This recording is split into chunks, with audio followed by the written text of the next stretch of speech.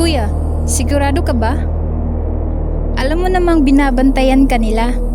Lucia, dito sa mismong bayan na to magaganap ang tunay na laban.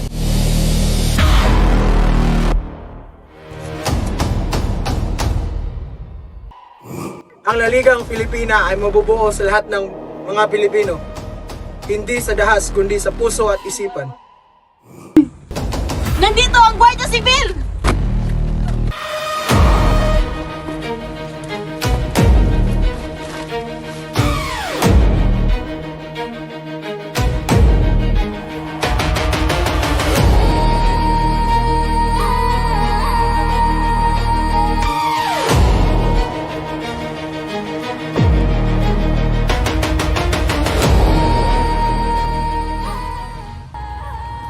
Kahit na malayo ka, hindi mo pa rin tinalikuran ang paglilingkod sa kanila, Jose.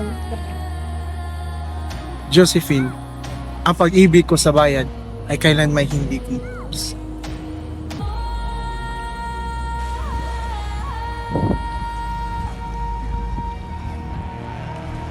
Magpapatuloy ang pangarap ni Rizal! Itatag natin ang katipunan! Laban! Laban!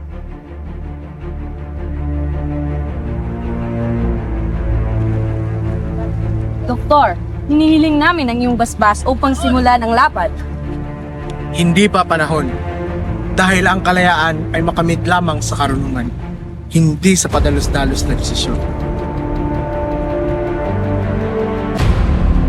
Rizal, ikaw ay inakusahan ng rebellion at sedisyon. Ano ang masasabi mo? Ang tanging kasalanan ko lamang ay ang aking labis na pagmamahal sa sariling bayan.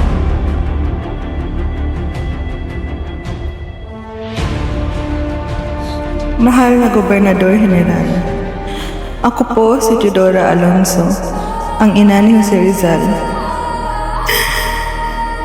Ipinagmamalaki ko ang aking anak, ngunit ako isang inang nagmamakaawa. Huwag po ninyo siyang kitilin. Hindi siya kaaway ng Espanya. Siya ay isang taong nagmamahal lamang sa katotohanan. May kasalanang nagawa ang aking anak. Ako na lamang po ang inyong parusahan. Huwag siya. Naway tanggapin ng Diyos ang iyong kaluluwang puso.